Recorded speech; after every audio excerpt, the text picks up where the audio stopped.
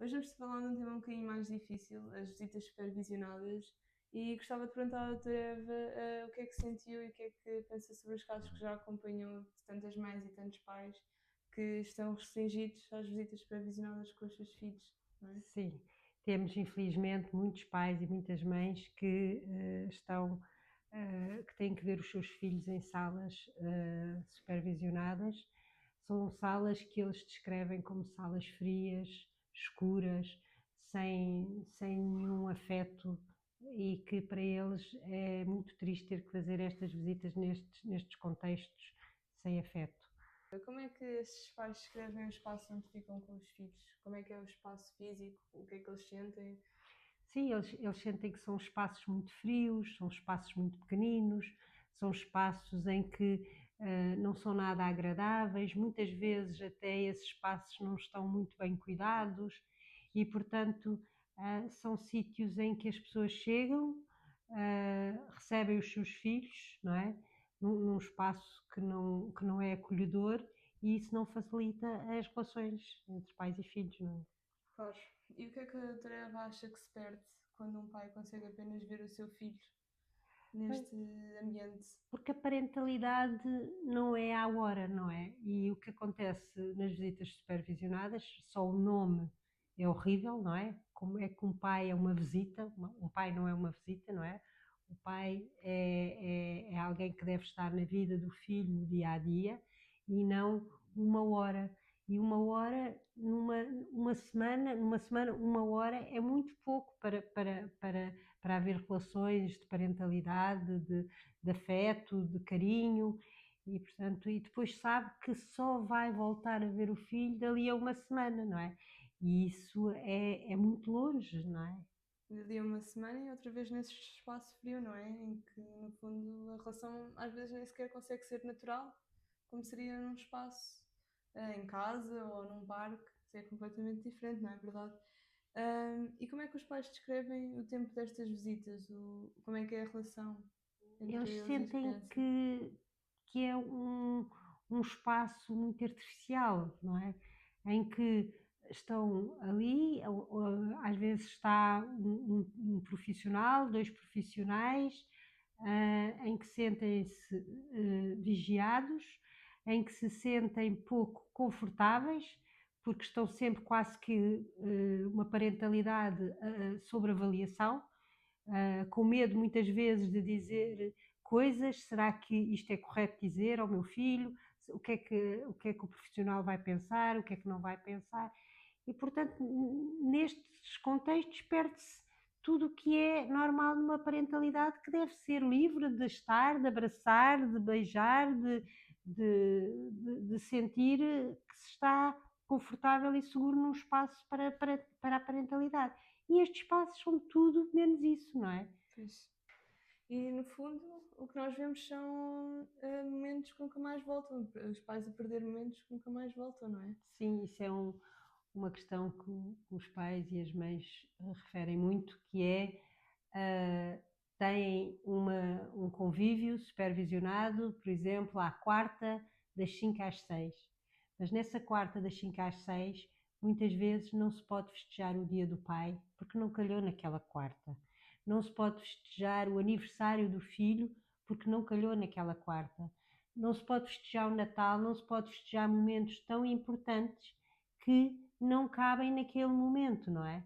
Portanto, aquela hora não envolve toda a vida que devia acontecer, porque é a vida real, não é? Pois, é verdade. E são momentos cruciais na vida de uma criança, não é? Os primeiros dentais, os E primeiros muitas vezes aniversários. estas situações são importantes, por exemplo, um sábado, mas não existe técnicos que trabalhem ao sábado. São importantes um jantar de aniversário, mas não existe técnicos que trabalhem nesse horário. Pronto. Depois o que é que fazemos? Tentamos inventar uma festa de aniversário naquela sala, levar um bolo, levar uns brinquedos, levar. Mas tudo isto é falso, não é? Quer dizer, enquanto com o outro pai e a outra mãe a criança teve uma festa em casa, com a família, com bolos, com os amigos, com o outro pai tem numa sala à quarta-feira com um bolo que não pode aparecer a avó, o tio, a tia, os primos, porque só pode estar o pai ou a mãe, um bolo e uma prenda que é entregue sem poder utilizá-la. O exemplo de um pai que foi festejar o aniversário do filho nessa sala, passado uma semana, porque não dava para ser no dia dos anos, e ofereceu uma bicicleta que não podia experimentar, não podiam ir para a rua experimentar a bicicleta, que é aquilo que se faz na vida real, não é? É verdade. E já ouvi dizer que há situações ainda mais duras do que estas visitas nestas salas, não é? Há pessoas que passam por situações muito duras durante estas visitas. Sim, por exemplo, ainda há pouco tempo um pai descreveu que ele estava numa sala e os filhos noutra sala e que só via os filhos através de um espelho, não é? De um vidro. E, portanto, ele via os filhos a saltar, a brincar, a viver através de um espelho, que nem contacto tinha com os filhos. Quer dizer, isto não é nada e torna-se grave um pai ter que passar por uma situação destas. E pensa-se muito se. Mas quem são estes pais que têm que estar a ver filhos supervisionados numa sala sobre a vigilância de profissionais? Devem ser pais que fizeram alguma coisa muito grave, mas não é. Mas não é. A maior Pois, parte destes pais que estão nesta situação são pais que ou existiram situações de falsas acusações, ou mesmo que não se saiba o que é que aconteceu, eles passam a ter visitas supervisionadas. pois, e isto de eles estarem a ver os filhos por um espelho, eu ainda não tinha ouvido falar destes casos e realmente é uma violência emocional enorme, não é? Um pai querer estar com o filho e ter de o ver quase como se fosse um prisioneiro, não é? Sim, um Ali. prisioneiro que vê o filho viver sem estar presente, não é? Pois, E sem poder tocar, sem poder abraçar. Porque como é que há parentalidade sem o abraço, sem o carinho, sem o afeto, não é? claro. E isso é complicado. E outra questão que é muito importante é que estas visitas são muito curtas, não é? É 1 hora por semana e muitas vezes o que é que acontece é que mesmo essa hora, uma vez por semana, às vezes não existe, porque basta o pai ou a mãe que normalmente leva a criança a estes convívios supervisionados, não levar uma semana porque a criança está doente ou porque a criança tem que fazer uma atividade e nessa semana não pode, implica que esse pai ou essa mãe vai estar 2 semanas sem ver o filho, 2 semanas à espera para estar aquela hora com o seu filho. Portanto, isto não tem nada a ver com parentalidade, não é? Não, de todo. E também temos casos em que a família alargada é afetada pelas visitas supervisionadas, não é? Sim, porque muitas vezes estes pais e estas mães pedem aos profissionais que a avó que não vê a neta ou o neto há tanto tempo, que gostaria de estar presente, gostaria de ir, gostava de levar um carinho, e isso tudo é proibido, é impedido. Portanto, não, essa visita é para si, para o pai, para a relação com o seu filho. Mas as relações não se fazem só de pai para filhos. Os avós, os tios, são pessoas muito importantes estarem presentes nestes contextos, não é?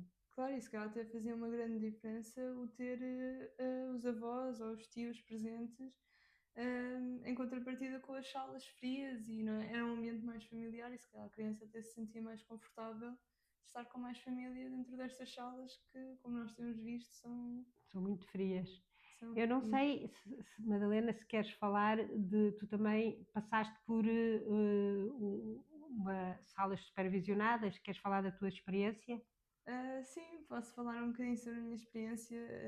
Eu lembro-me na altura de serem salas, como a doutora Eva já disse várias vezes, frias e muito artificiais. Nós estávamos num ambiente que não era natural e lembro-me de ter os meus dois pais juntos, para mim era uma coisa muito estranha, não é? E foi um ambiente em que isso foi obrigatório quase e foi a mandato do tribunal, portanto sentia-me mesmo obrigada a ir lá. Um, e realmente todas as reações que nós tínhamos ali eram reações e conversas que nós tínhamos ali eram conversas artificiais, sabíamos que estávamos a ser completamente observados. Eu sabia aquilo que tinha de dizer porque estava a passar por uma situação de alienação parental e o facto de ter ali o meu pai à minha frente, que era o meu alienador, e a minha mãe, já sabia exatamente o que é que eu tinha a dizer.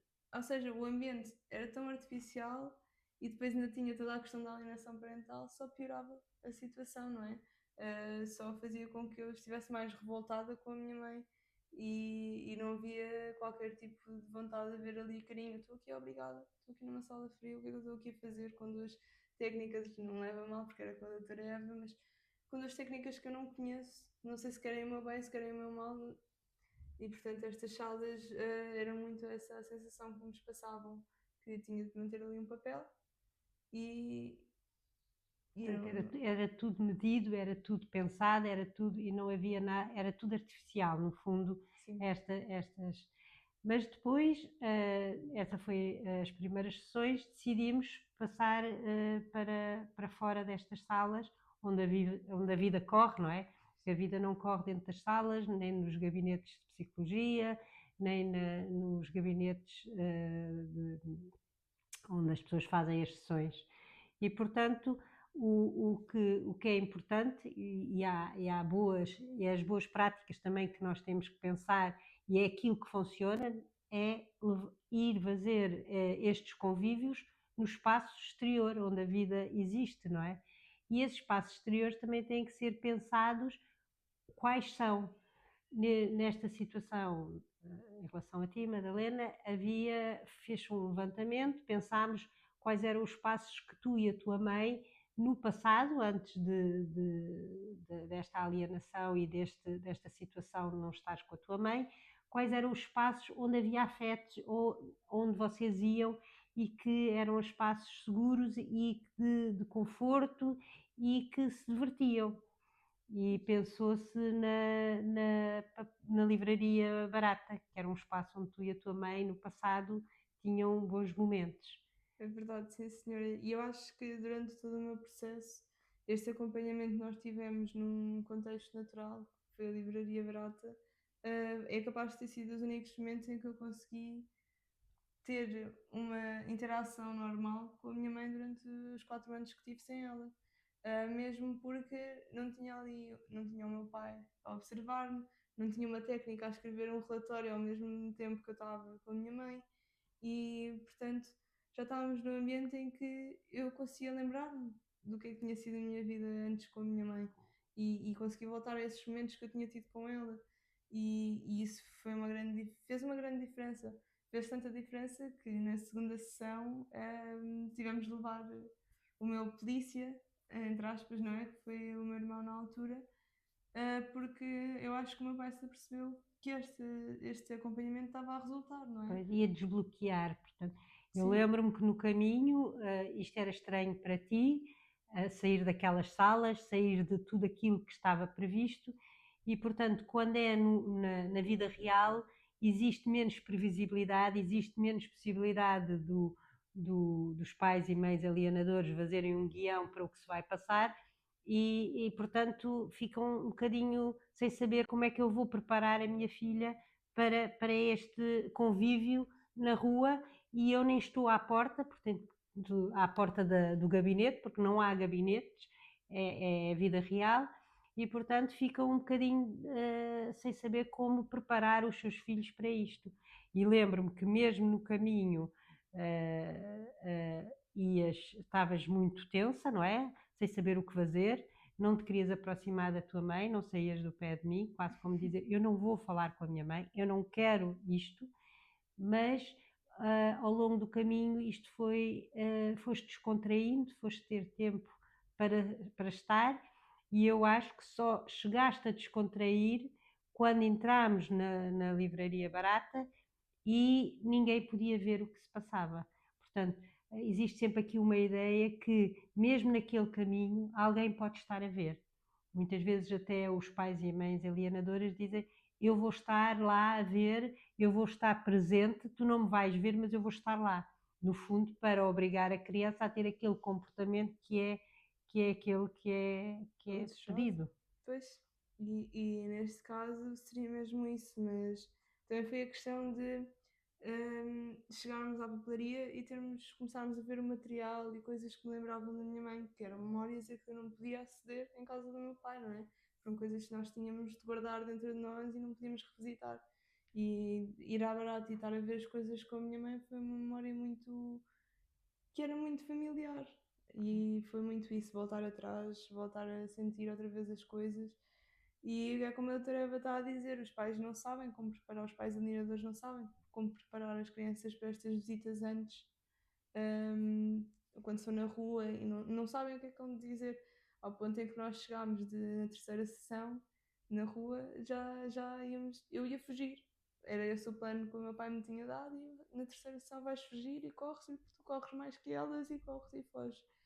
E portanto é verdade, os pais alinhadores tentam mesmo preparar-nos e doutrinar-nos sobre aquilo que nós devemos fazer, mas no ambiente destes é quase impossível, não é? Ou fogem, que é um bocadinho difícil com dois adultos ao lado, ou não têm a maneira de preparar a criança. Portanto, eu acho que é das Portanto, melhores. isso é outra questão muito importante, é que nós profissionais temos que estar preparados, quando os pais ou mães alienadores não sabem como preparar, dizem que tu, quando estiveres nessa situação, vais fugir. Vais fugir e vais dizer que não queres estar ali e pronto, e no fundo muitas vezes a pessoa está no fim da rua à espera, como na segunda vez. Na segunda vez, decidimos, pensámos em conjunto outro programa, outra situação que seria agradável para estares com a tua mãe e decidimos que iríamos então ao cinema, que era uma coisa também que vocês faziam e que era hábito. Claro que na segunda vez o teu pai sentiu que já estava a haver muita relação e que eram momentos agradáveis para ti e que não podia deixar que isso acontecesse. E então aí pede que só podes ir se levares o teu irmão, não é? Sim, sim. Na altura eu achava que eu só me sentia bem a ir se levasse o meu irmão, porque a manipulação é muito isto, não é? Fazem-nos acreditar que é isto que nós queremos. E foi isso, na altura, eu só vou se o meu irmão for, lembro-me perfeitamente. E o meu irmão foi. E aquilo realmente correu muito mal, a doutora Eva lembra-se, nós Quer dizer, a parte do cinema conseguimos ainda, ver tudo. mas havia aqui uma ideia, o que acontece é, se há sempre preparar para criar uma situação que não existe, não é? Por exemplo, na vossa situação é, se a mãe mexer no telemóvel, vocês vão fazer uma crise, vão dizer que isto é impossível e vão fugir, não é? Pois, e portanto, quando chegámos ao final do filme, foi exatamente isso. Apontámos os dois o dedo à minha mãe e dissemos porque tu estiveste no telemóvel, porque a minha mãe tinha agarrado uma vez no telemóvel para mandar uma mensagem, porque tu estiveste no telemóvel e não quiseste saber de nós, então vamos chamar o nosso pai para ir embora. E nem a doutora Eva nem a minha mãe conseguiram agarrar-nos na altura, porque o meu irmão pegou em mim, isto subimos lá para cima, porque isto era um cinema subterrâneo, subimos e eu já estava o meu pai lá à nossa espera para nos vir buscar.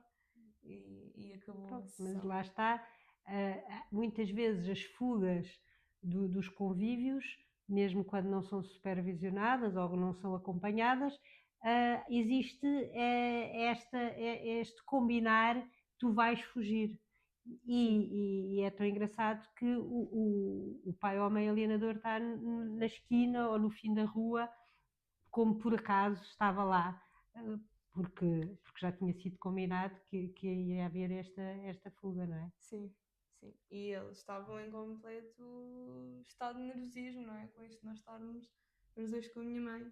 Portanto, era um perigo para aquela bolha em que nós vivíamos. E, portanto, era mesmo isso que eles estavam a fazer. Estavam ali a policiar.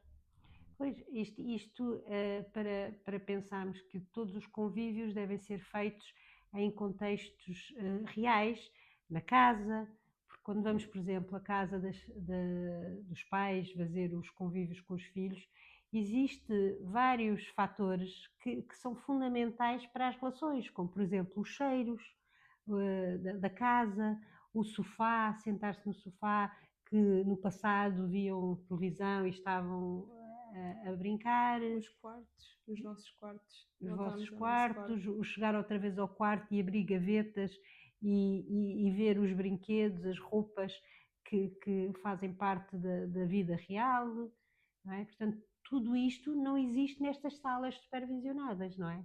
Claro, e surgem muito menos efeitos na criança, não é? Uma visita em contexto natural deixa a criança com muito mais dúvidas de o que é que está aqui a passar? Será que eu não quero mesmo estar com a minha mãe? Será que é assim um monstro tão grande quanto andam a pintar? E eu acho que é muito isso, o contexto natural é isso que nos fornece. E a doutora Eva acha que é este contexto natural que será a melhor maneira de seguir com os casos de alienação, não é? Sim, porque todas as situações que nós temos em que vamos fazer a reconstrução da relação na casa das pessoas, existe muito mais rapidamente um desbloquear da situação, não é? E como existe muito menos controle, porque o controle é que é o problema, o estar naquele ambiente já ninguém está a ver, então eu posso ser simpático com a minha mãe ou com o meu pai, mas é tão interessante que muitas vezes estes convívios correm muito bem dentro de casa e quando vamos entregar a criança outra vez ao pai ou à mãe alienador, ele finge que aquilo tudo correu mal, não é? Foi horrível, não fizemos nada, não quero voltar ali. Portanto, eles têm que agradar o pai ou a mãe alienador e mesmo que tenham vivido bons momentos na casa, naquele espaço, eles vão dizer que não. E por isso é que é muito importante estarmos, porque quando estes pais estão sozinhos, não há ninguém que possa validar que a coisa correu bem, que a situação correu bem. E, portanto, é sempre posto em causa que aquilo pode não ter corrido bem e não se volta a acontecer. Mas se tiver um profissional, nós estivemos lá e podemos dizer que não, que ele almoçou bem, que brincou, que foi abrir as gavetas onde estavam os brinquedos, que foi jogar a PlayStation. Tenho uma criança que até, passado um bocado, foi-se meter dentro da cama e aconchegou-se para sentir o conforto e o carinho da sua cama, que já não ia há tantos anos. E, portanto, tudo isto é fundamental para desbloquear e para demonstrar que aquela criança não tem problema nenhum com aquele pai ou aquela mãe. Pois é verdade. E muitas vezes, até para aqueles casos em que nós temos falsas acusações, é importantíssimo haver este técnico para dizer que não, esta criança nem sequer tem um comportamento de medo perante o pai, que supostamente foi violento ou que fez isto ou que fez aquilo. Portanto, esta observação é importantíssima para depois resolver uma situação de alienação parental, não é? Então, se a criança, houve aqui uma questão de violência doméstica, como é que a criança não tem medo, qualquer tipo de medo em relação ao pai ou à mãe, não é? Exato. E isso é muito importante, estar então estes profissionais nos contextos desta reaproximação, destes convívios supervisionados, para desbloquear e depois poder-se criar aqui um plano, porque o que eu sinto muitas vezes é que nós temos pais e mães que estão há 2, 3, 4 anos a ter visitas supervisionadas em salas. Como é que não existe evolução? E com relatórios sempre a dizer não, ainda não existe relação entre o pai e a filha, e portanto estamos anos e anos. Só o que é o problema nestas situações é que não há um plano, não há uma planificação, não há objetivos. Se perguntarmos a este pai o que é que foi combinado neste contexto, que tem que se chegar aqui ao objetivo para poder passar para um convívio de ir a um café, tomar um gelado, tomar um sumo. Não existe uma planificação e, portanto, não existindo planificação, não há objetivos e, portanto, as pessoas não saem destas salas porque ou fizeram sempre qualquer coisa mal, as crianças ficam fartas de estar nestas salas, não acontece nada nestas salas, as salas são sempre as mesmas e, portanto, isto, em vez de melhorar a relação, às vezes até as coisas podem complicar-se, não é? Pois, porque a criança também sabe que tentar sempre que tiver com o pai, vai estar neste ambiente. É verdade, e o papel dos técnicos é muito importante nestas situações de alienação parental. E ainda acho que ainda é mais importante, eu lembro-me muito bem da doutora Eva, no meu caso, de insistir muito para eu falar e para eu. Ou seja, reforçava muito a relação com a minha mãe, sempre que eu conseguia falar com ela, mesmo dentro da barata. Eu lembro-me que a doutora Eva estava lá para reforçar os comportamentos e as conversas que nós tínhamos. E isso é muito facilitador da relação, não é? Termos alguém a dizer, boa, agora falaste, pô, estás mais à vontade. Coisas assim deste género, às vezes são mais. Facilitam a criança saber, ok, não estou a fazer nada de errado, isto é uma coisa boa. Às vezes não sempre com estas falas que eu disse agora, Claro, mas não estou ah, sozinho, não é? Não sim, estou sozinha nesta situação e estou a fazer as coisas bem, porque numa primeira fase tu não falavas diretamente com a tua mãe, dizias eu não falo com a minha mãe, eu falo consigo e depois se quiser diga à minha mãe. E depois só aos bocadinhos é que foste não precisando de falar comigo e falar diretamente com a tua mãe e portanto e foi mais nestes contextos em que já estávamos num ambiente seguro, como por exemplo dentro da livraria, num espaço em que vocês tinham vivenciado coisas muito boas portanto acaba por ser nestes espaços que se vive realmente a parentalidade, não é?